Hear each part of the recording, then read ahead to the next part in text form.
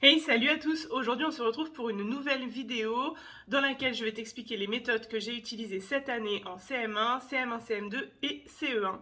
Donc si ça t'intéresse, tu restes là, on se retrouve tout de suite.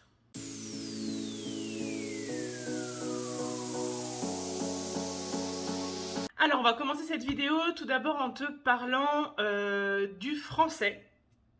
Toute sous-matière, sous-domaine confondu. Et je vais commencer par le CE1. Il faut savoir qu'en CE1, j'étais en charge du vocabulaire et j'ai donc utilisé principalement un support qui était un manuel RETS. Donc, réussir son entrée en vocabulaire de chez RETS pour le cycle 2.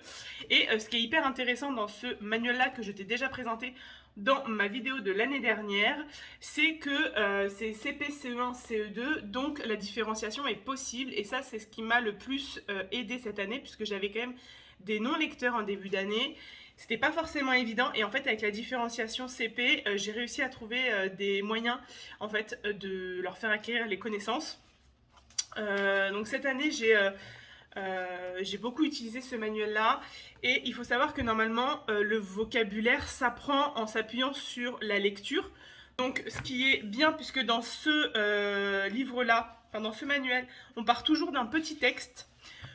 Donc voilà, ça reste en lien avec les programmes et j'ai aussi pris en compte les différentes lectures que ma binôme pouvait faire pour essayer d'apporter du vocabulaire supplémentaire, d'apporter des synonymes, etc. Avec des fiches en fait de vocabulaire. Et puis on a travaillé certaines notions avec les fiches de vocabulaire du site eProf que je vous mettrai en barre de description. J'ai beaucoup utilisé ce site-là cette année. Finalement, les ressources ne sont pas très chères et elles sont très bien faites. Il y a toujours les corrigés, etc. Donc voilà, pour moi c'était quand même hyper simple de pouvoir faire ça. Donc voilà ce sur quoi je me suis basée le plus. Ce qui est aussi très intéressant avec ce manuel, c'est qu'il y a beaucoup de manipulations. Et donc c'était bien puisque j'ai pu créer des ateliers de vocabulaire pour différencier encore plus avec mes élèves. Et en créant des ateliers dont je t'ai déjà parlé dans une de mes vidéos, je ne sais plus laquelle, mais bref, si tu as suivi mes vidéos, tu en as déjà entendu parler. J'avais plusieurs ateliers que j'avais pris sur différents blogs. J'essaierai de te mettre la vidéo ici si je la retrouve. Voilà, la plupart des ateliers, je crois que je les ai trouvés sur Bootgum. Voilà, de mémoire, c'est ce qui me revient. Mais je sais qu'il y a quand même beaucoup d'ateliers que tu peux trouver sur Internet. Bien évidemment, ça demande un peu de recherche, ça demande du temps de préparation, mais une fois qu'ils sont faits, eh bien, il n'y a plus qu'à les utiliser. Voilà, ça c'est cool. Donc voilà ce que j'ai utilisé en CE1. Je n'étais en charge que du vocabulaire, donc voilà. Ensuite, en CM1, CM2, j'étais en charge de l'orthographe. Et alors là, c'était un petit peu particulier, puisque quand j'ai su que j'étais en charge de l'orthographe, je me suis dit, oh là là, va falloir faire des dictées, etc. Sur la semaine pour que ce soit un peu cohérent pour eux. Donc j'ai essayé de me rapprocher d'une méthode dont j'avais déjà entendu parler, qui était en lien avec l'histoire des arts. Sauf qu'en fait, ma binôme m'a dit qu'elle ne faisait ni histoire des arts, ni de dictée. Donc voilà, après c'est propre à chacun, hein, chacun fait comme il veut. Du coup, moi je me suis retrouvée un petit peu embêtée, sachant que j'avais qu'une journée du coup pour faire orthographe, et sachant aussi que du coup mes CM1, CM2, faut savoir que c'était sur ma journée qu'il y a eu natation. Donc pendant toute la période 1, on avait natation, donc qui prend pratiquement la moitié de la journée. Hein. Et de la période,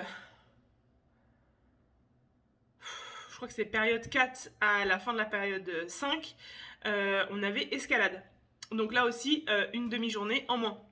Donc en fait, c'était quand même assez compliqué de faire toutes les matières dont j'étais en charge, même si on n'avait pas beaucoup. Mais moins ces temps-là, du coup, ça a rendu les choses un petit peu compliquées.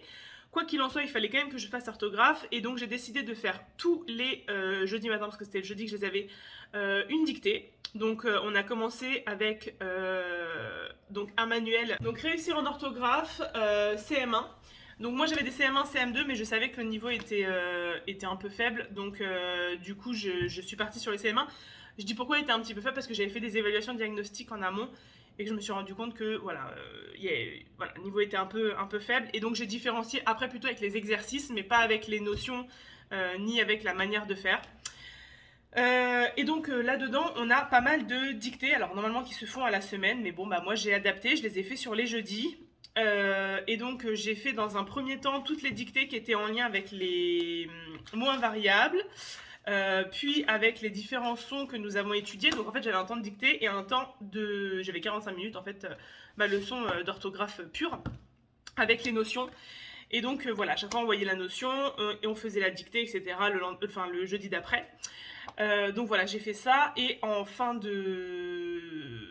d'année, on a aussi fait des dictées un peu plus conséquentes pour toujours en réinvestissant les mêmes notions et les mêmes mots invariables, mais plus intégrés dans les phrases, etc. Au début, c'était des dictées de mots, ensuite des dictées de phrases, ensuite on a fait des dictées de phrases à trous.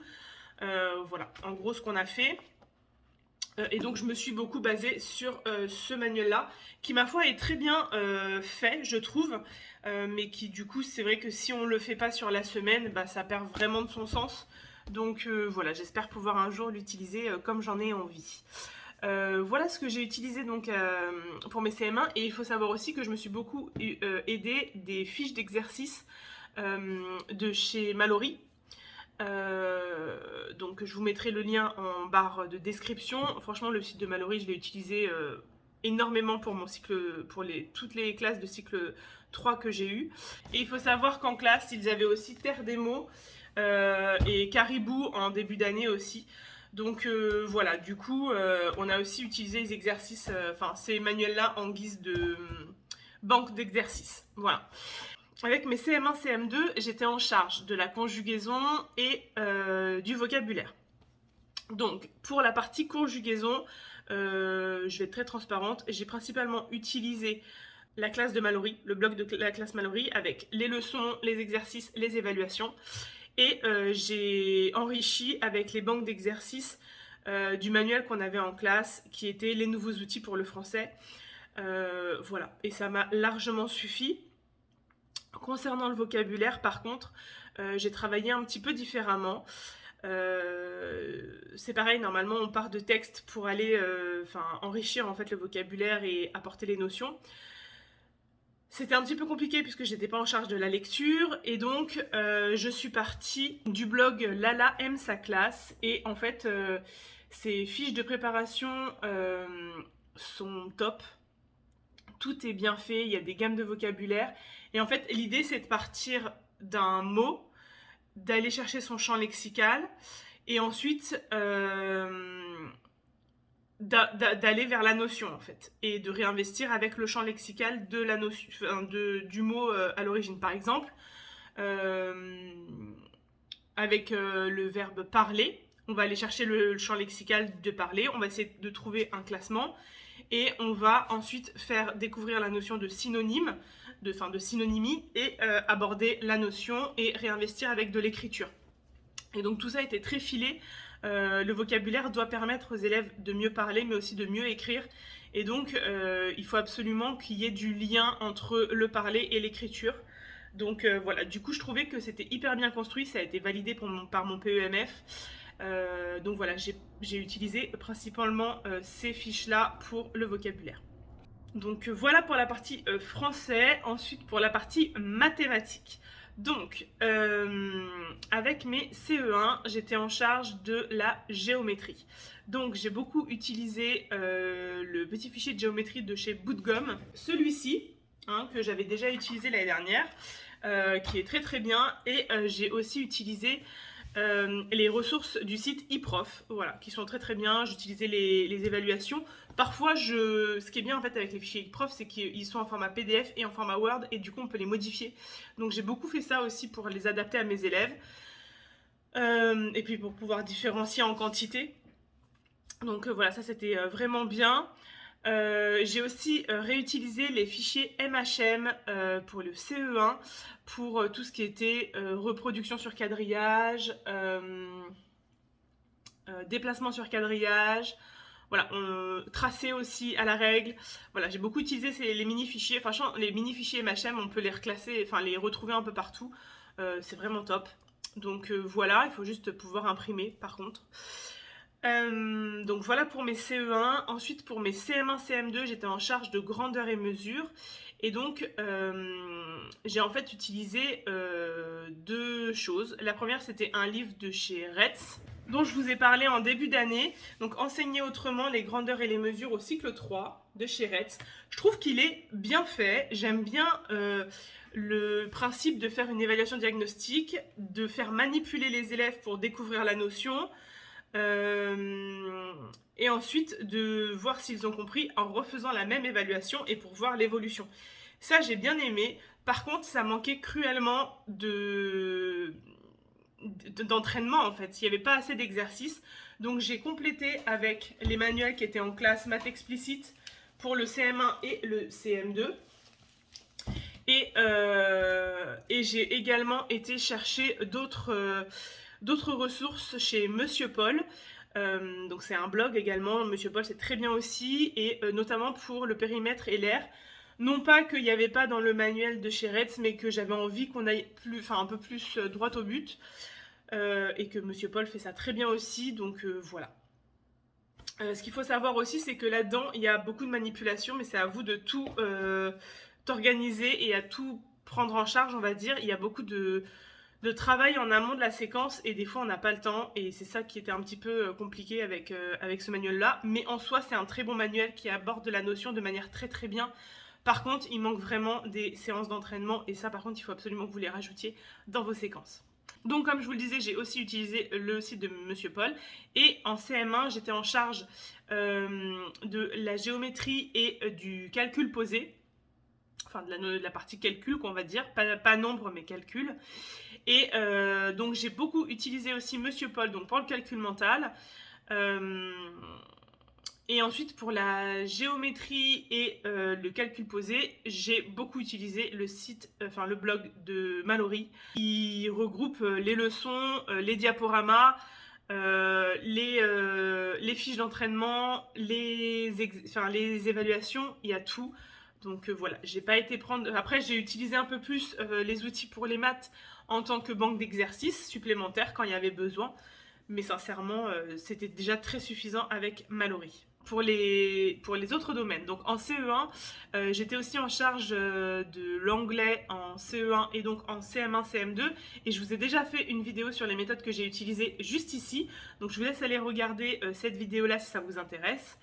Et avec les CE1, j'étais aussi en charge de questionner le temps. Et là, en fait, très simple, j'ai utilisé Jocatop qui était disponible dans l'école. Donc, j'ai utilisé Jocatop à partir de la période 3. Et la période 1 et 2, on a beaucoup axé sur se repérer sur le calendrier. Et dans la journée, dans l'emploi du temps, etc. Et donc là, j'ai un peu construit mes séances avec plusieurs ressources que j'ai trouvées sur Internet. Des choses que j'avais faites aussi l'an passé. Donc voilà, j'ai utilisé un petit peu plusieurs choses comme ça. J'ai beaucoup utilisé le site de Lutin Bazar pour mes CE1 parce que je trouve qu'elle propose plein de choses hyper intéressantes, ainsi que Bootgum. Voilà pour mes CE1. J'avais aussi un petit peu de MC. Et pour le MC, j'ai surtout axé sur les débats et les messages clairs. Voilà, j'ai pas fait beaucoup de MC, je vais pas vous mentir. Et après sur l'EPS, j'ai utilisé les ressources que j'avais déjà de mes années précédentes. Donc voilà, rien de trouvé sur internet, hein, c'était des ressources que j'avais de mes cours à l'INSPE et de ma préparation pour le concours. Donc voilà par rapport à ça. Ensuite on avait dicté et calcul, mais ça je faisais la suite de ma collègue, donc voilà. Avec mes CM1, CM2, et avec mes CM1, j'étais en charge de la science. Et donc pour la science, j'ai utilisé Access Science. Et franchement, je le trouve très bien fait. Il est très complet, il est clé en main. Oui, il y a quand même du matériel à préparer, mais je crois que pour les sciences et la technologie, de toute façon, il n'y a pas vraiment le choix. Il y a du matériel à préparer, c'est sûr. Je vais pas vous mentir, j'étais en plus en décloisonnement avec mes CM1. Donc j'avais 3 classes de CM1 et une classe de CM1, CM2 où je faisais sciences, 3 jours d'affilée. J'ai utilisé la même séance, les mêmes séquences pour pour les 4 classes du coup. On a essayé d'avancer en même temps, même si avec mes CM1, CM2 ça a été compliqué parce que comme je vous l'ai dit, des fois j'avais des demi-journées donc j'ai privilégié français et maths. Mais globalement j'ai utilisé les mêmes séquences et ça a été plutôt pas mal. Dans ce site-là, donc Sciences à vivre, pour les CM1, CM2, j'ai utilisé la première séance qu'on a faite, c'était sur la matière. Donc le petit bac des matières. Ensuite, on a fait une séquence sur les fonctions de la nutrition. Donc manger en équilibre. Ensuite, je dis exactement les noms des séquences pour que les gens qui ont accès à Sciences sachent ce que j'ai fait cette année. Parce que c'est des séquences qui sont assez longues à mettre en place et que quand on a absolument que 45 minutes qu'on ne peut pas dépasser, je peux vous dire que ça prend du temps du coup de les faire. Ensuite, on a fait dans la planète Terre, on a étudié l'activité interne et externe de la Terre avec les cracheurs de feu. Et enfin, on a terminé avec les objets numériques, les petits informaticiens, que j'ai aussi complété avec une des classes qui était un petit peu en avance par rapport aux autres, avec celui-là, Sciences CM1, où on a de chez Retz, bien évidemment, où j'ai fait une petite séance, enfin, oui, deux séances, sur les différents moyens de communiquer. Donc c'était hyper intéressant. Et voilà, c'était deux ou trois petites séances très, très sympas. Mais voilà, j'ai été complétée. J'ai celui de CM2 aussi. Et franchement, ces manuels-là sont très très bien. C'est juste que, je sais pas, je trouvais que j'avais plus de facilité à utiliser le Access Science. Voilà, après franchement, les deux sont bien. Mais c'est vrai que j'ai une petite préférence pour le Access Science pour le coup. Donc voilà par rapport aux sciences. Ah non, mais on en a fait un autre. Ah oui, on a fait autre chose aussi. De la graine à la fleur. Pour ça, j'ai utilisé Access Science, mais aussi d'autres ressources que j'ai trouvées sur Internet. Et j'ai construit moi-même ma séquence, en fait. Donc voilà. Donc voilà pour la science. Ensuite, de quoi j'étais en charge? J'étais en charge aussi de l'EPS, pareil, même réponse que pour les CE1. J'ai utilisé les ressources que j'avais engrangées pendant ma préparation au concours, etc. J'ai également eu des séances d'écriture. Donc pour ça, je vous renvoie dans ma vidéo juste ici où je vous avais expliqué que j'avais été en constellation écriture et je vous explique ce que j'avais mis en place comme type de séquence. Ah oui, en écriture, je vous ai pas dit, j'ai aussi fait une séquence sur l'écrire une recette en P2, puisque le but était à la fin de la période 2 de faire une recette de cookies pour le SOS Cookie que nous allions offrir aux parents. Donc voilà, j'avais fait une séquence d'écriture aussi par rapport à ce thème-là. Ensuite, j'étais en charge aussi du langage oral concernant tout ce qui était récitation, poésie, mémorisation, exposé aussi. Exposé, présentation de livres, voilà, tout ça. Donc là, j'ai utilisé des ressources pour leur apprendre en fait à mémoriser ou à présenter, etc. Et ensuite, j'ai toujours mes recueils en fait de poésie sur lesquels ils s'appuyaient pour copier leur poésie, donc on travaillait la copie.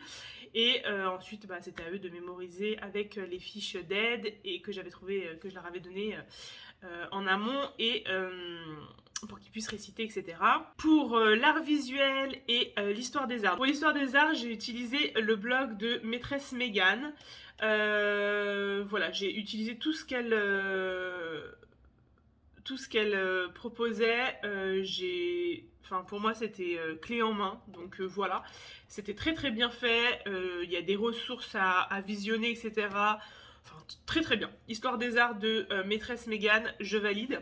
Pour l'art visuel, j'ai utilisé un blog, je vais essayer de le retrouver et vous le mettre en barre d'infos, je sais plus lequel c'était, mais en gros j'ai pris sa programmation et j'ai surtout pris des thèmes et des choses qui me paraissaient sympas. Globalement, on a on a travaillé. Donc en période 1, on a utilisé le thème le portrait. Voilà, donc on a réalisé les selfies, etc. pour les porte-manteaux et on a beaucoup travaillé le portrait de plusieurs façons différentes. Ensuite, en période 2, c'était la géométrie et l'art. En P3, l'art en mouvement. En P4, les paysages. Mais en fait, j'ai un petit peu modifié et on a plutôt travaillé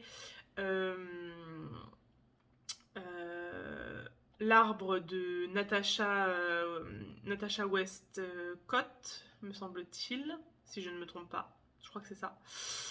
Et en P5, ils ont travaillé beaucoup l'art en autonomie, puisqu'on avait fait vraiment beaucoup d'art avant, et donc j'avais besoin qu'on avance un peu plus. Et donc j'ai utilisé un autre site pour tout ce qui était l'art en autonomie, et c'était vraiment top. J'ai plastifié et ensuite ils faisaient eux-mêmes. L'art en autonomie, j'ai axé sur les illusions d'optique. Voilà, donc on a retravaillé aussi en géométrie par rapport à ça. Donc voilà, je vais essayer de vous retrouver les sites. Donc pour les selfies pour les porte-manteaux, j'ai utilisé le site de Profissime. Donc pour l'art en autonomie, j'ai beaucoup utilisé le site École des Juliettes. Il y a beaucoup de pas à pas en fait, et je trouve ça vraiment top.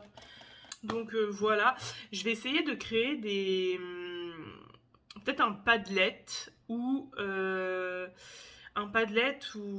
au minimum un Drive, parce que vous êtes beaucoup en fait à me demander les sites que je peux utiliser, mes différentes ressources, de vous mettre à disposition les programmations que je fais, etc. Donc je vais essayer de créer ça courant de l'été et je vous préviendrai à la rentrée si cela est bien fait et en route. Donc voilà par rapport à ça. N'hésitez pas à me dire en commentaire si ça vous intéresse. Voilà pour toutes les méthodes que j'ai pu utiliser. Bon, je sais pas si vous vous rendez compte, mais au final, il y a quand même eu moins de manuels utilisés. J'ai beaucoup plus utilisé les blogs, mais tout en faisant à ma sauce quand même. N'hésitez pas à modifier les éléments si ça ne me convenait pas. Donc voilà, je vous encourage vraiment à faire ça également. Et puis voilà, je pense que j'ai fait le tour pour cette vidéo. J'espère qu'elle vous sera utile. N'hésitez pas à me le dire en commentaire, à partager si ça peut être utile à d'autres personnes autour de vous. Et voilà, je vous dis à une prochaine pour une nouvelle vidéo. Prenez soin de vous, bye bye.